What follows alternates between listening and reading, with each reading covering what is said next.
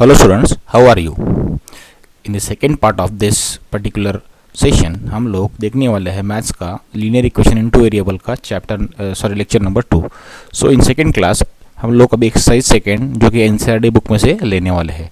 तो हम लोगों ने इसके पहले क्लास में क्या देखा था? तो हम लोगों ने पहले क्लास में ये देखा था कि लीनियर इक्वेशन क्या होता है, इन टू वेरिएबल मतलब क्या होना चाहिए। उसके बाद हम लोगों ने यहाँ पे एक चीज़ देखा था कि कंसिस्टेंट लाइंस क्या होनी चाहिए, इनकंसिस्टेंट क्या होनी चाहिए, ऑलराइट। उसके बाद में हम लोगों ने ये भी देखा था कि कोइंसिडेंट लाइंस क्या होनी चाहिए। तो ये सब हम लोगों ने देखा था कि standard form of linear equation को हम लोग अगर कंपेयर करेंगे तो हम लोगों को ये तीनों पार्ट भी पता चल जाएंगे। तो हम लोग उसका क्विक रिवीजन करते हैं, जो कि देखो यहाँ पे standard form of linear equation मतलब क्या होना चाहिए। देखो जैसे कि linear equation in two variables, जैसे हमारा हेडिंग है, तो हम लोगों को एटलीस्ट यहाँ पे दो वेरिएबल होना ज़रूरी है और दो वेरिएबल के आंसर्स फाइंड आउट करने के लिए दो इक्वेशंस। ठीक है, तो मान लो मेरे पास ऐसे कोई दो इक्वेशन है ना, तो हम लोग उसका स्टैंडर्ड फॉर्म भी लेंगे। तो कैसा रहेगा, देखो यहाँ पे ये रहेगा हम लोगों का a1x plus b1y plus c1 equals to 0। ये हमारा पहला इक्वेशन रहेगा। सेकेंड वाला क्या रह सकता है फिर, a2x plus b2y plus c2 equals to 0। Alright, हमारे पास ये दो इक्वेशन है और ये दोनों स्टैंडर्ड फॉर्म में है। तो आफ्टर कंपैरिजन अगर मैं यहाँ पे कुछ कंपैरिजन करता हूँ तो हम लोगों को कुछ दिखाई देगा। If a1 upon a2 equals to रहेगा हम लोगों का what, b1 upon b2 equals to रहेगा c1 अपॉन c2। अगर ऐसा होता है तो उस वाले लाइन्स को हम लोग क्या कहते हैं, उसको हम लोग कहते हैं कोइंसिडेंट लाइन। क्या कहते हैं हम लोग को, कोइंसिडेंट। हम लोगों ने ये पढ़ा था कोइंसिडेंट लाइन। और इसके सॉल्यूशन कितने होने चाहिए, कोइंसिडेंट लाइंस, और इसके सॉल्यूशन होने चाहिए इन्फिनिटली मेनी। इसके इन्फिनिटली मेनी सॉल्यूशंस, क्योंकि ये एक दूसरे के ऊपर लाई करती है। इन्फिनिटली मेनी सॉल्यूशंस है ना, क्योंकि ये लाइन एक दूसरे के ऊपर क्या करती है, यहाँ पे कोइंसिडेंट करती है। सेकेंड वाला हम लोगों ने ये चीज़ देखा था कंपैरिजन में। अगर हमारे पास a1 अपॉन a2 मतलब ये a1 है और ये a2 है ना, equals to b1 upon b2 है but not equals to c1 upon c2, तो इसको हम लोगों ने कहा था इनकंसिस्टेंट लाइन्स। क्या कहा था हम लोगों ने, इनकंसिस्टेंट मतलब क्या होना चाहिए, यहाँ पे उसके जो लाइन्स है वो पैरेलल लाइन्स हम लोग कहेंगे। तो मिलने वाली लाइन्स को हम लोग कहेंगे पैरेलल। पैरेलल मतलब क्या होना चाहिए कि जो लाइन्स आपस में एक दूसरे को कभी भी इंटरसेक्ट नहीं कर पाएंगी, इसलिए उनके सॉल्यूशन मिलना इम्पॉसिबल। इसलिए हम लोग कहेंगे यहाँ पे उसको इनकंसिस्टेंट लाइन्स। कब रहेगा, ये कुछ होने के बाद। a1 upon a2 equal to b1 upon b2 not equal to c1 upon c2। तो सॉल्यूशन कितना रहेगा, नो सॉल्यूशंस एट ऑल। और तीसरे पार्ट में हम लोगों ने क्या देखा है, अगर ऐसा कुछ होता है तो if a1 upon a2 not equals to b1 by b2 not equals to what, c1 by c2, तो इसको हम लोग क्या कहते हैं, कंसिस्टेंट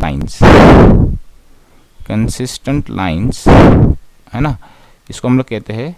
ठीक है, इसको हम लोग कहेंगे कंसिस्टेंट लाइंस। और ये लाइन एक दूसरे को क्या करेंगे, ये दो लाइन्स आपस में इंटरसेक्ट करेंगे। मतलब ये लाइन L1 है मान लो और ये दूसरा L2 है, तो दो लाइन कितने पॉइंट में इंटरसेक्ट कर सकती है गाइस, यहाँ पे सिंगल पॉइंट में। ठीक है, तो यहाँ पे हमको x और y दोनों के वैल्यूज हमको मिलते हैं। तो ये लाइन आपस में क्या करते हैं, यहाँ पे इंटरसेक्ट करती है। इसको हम लोग बोलेंगे इंटरसेक्टिंग लाइन्स।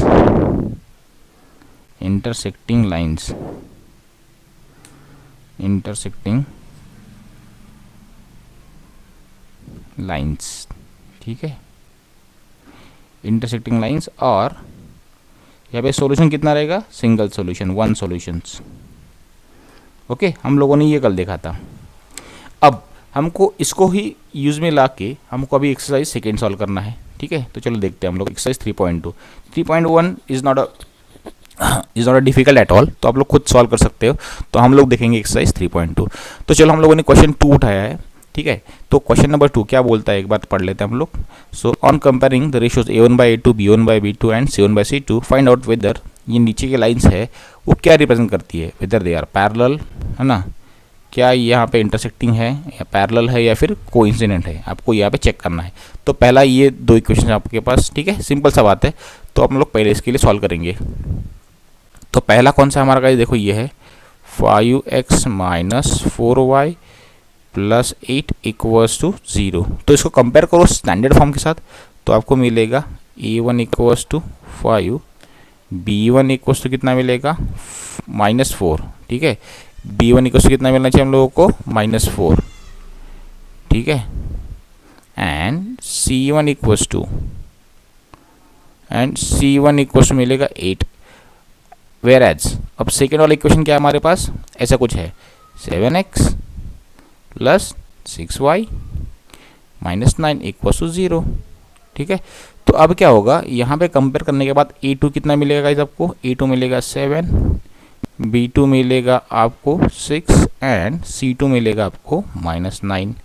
तो चलो अब हम लोग क्या करेंगे, यहाँ पे रेशियो पार्ट्स लेने की कोशिश करते हैं। तो रेशियो पार्ट मतलब क्या आना चाहिए, देखो इसको कंपेयर करो अभी, तो क्या हो जाएगा आपका a1/a2, आपका a1/a2 कितना होना चाहिए यहाँ पे बताओ, ये 5/7, तो ये बनेगा आपका 5/7। और आपका b1/b2 कितना होना चाहिए, ये -4/6 कितना होना चाहिए आपका b1/b2, b1/b2 कितना होना चाहिए आपका -4/6, तो कितना होना चाहिए -2/3। ठीक है, एंड c1/c2 कितना होना चाहिए हम लोगों का 8/-9। तो हम लोग देख पाएंगे कि यहाँ पे ऐसा दिखाई दे रहा है, ये कोई भी रेशो एक दूसरे के साथ में इक्वल नहीं है। So a1/a2 not equals to what is that b1/b2 not equals to what c1/c2। तो ऐसा केस जब रहेगा तब इसको क्या कहेंगे हम लोग, कंसिस्टेंट लाइन।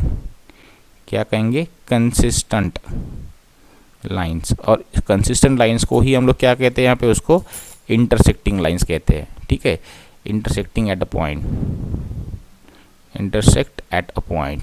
ठीक है, ये उसका आंसर है। ठीक है, चलो नेक्स्ट। अब सेकेंड वाले पार्ट में आप लोग देख सकते हैं खुद इसके अंदर क्या हो सकता है, तब हम लोग डायरेक्टली यहाँ पे लिखने की कोशिश करेंगे। सो इन सेकेंड पार्ट तो देखो यहाँ पे a1 कितना है, आप लोग देखो अब डायरेक्टली लिखे हम लोग, a1 इज 9 है ना, b1 कितना है हम लोगों का 3 एंड c1 कितना है गाइज यहाँ पे 12। वेयर एज a2 कितना है हमारे पास, a2 इज 18। ठीक है, b2 is how much 6 and c2 is 24। तो चलो a1/a2 कितना आना चाहिए 9/18 मतलब 1/2। a1/a2 आ रहा है हमारा 1/2 है ना। b1/b2 कितना आएगा, b1/b2 3/6 मतलब 1/2 एंड c1/c2 कितना आना चाहिए 12/24 मतलब 1/2। तो ये सब आपस में सेम है, मतलब a1/a2 equals to what is that b1/b2 equals to c1/c2।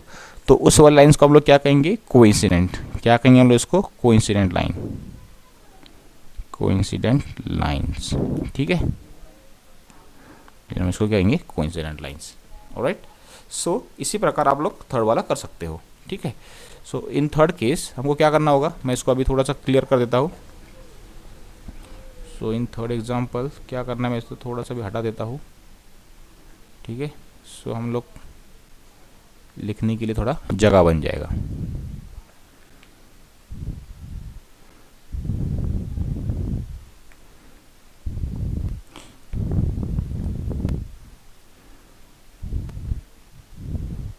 So in third example आप लोग डायरेक्टली देख सकते हो अभी यहाँ पे क्या होना चाहिए, है ना। सो इन थर्ड एग्जाम्पल क्या होना चाहिए यहाँ पे, a1 इज 6 है ना, a2 इज 2। सो a1/a2 मैं डायरेक्टली लिखता हूँ, a1/a2 कितना होना चाहिए 6/2 मतलब कितना होना चाहिए हमारा 6/2 मतलब 3 होना चाहिए। उसके बाद b1/b2 क्या होना चाहिए यहाँ पे, सो b1/b2 -3/-1 कितना होना चाहिए -3/-1 बनेगा +3। उसके बाद c1/c2 कितना बनना चाहिए 10/9। तो इसके ऊपर से आपको क्या पता चल रहा है, इसके ऊपर से आपको ये पता चल रहा है कि सिर्फ यहाँ पे a1/a2 equals to what is that b1/b2 not equals to what c1/c2। ऐसा होने के बाद लाइंस को हम लोग कहते हैं इनकंसिस्टेंट लाइन। इनकंसिस्टेंट लाइंस मतलब ये पैरेलल लाइंस कहते हैं, इसकी सॉल्यूशंस नहीं होते, या फिर पैरेलल लाइंस।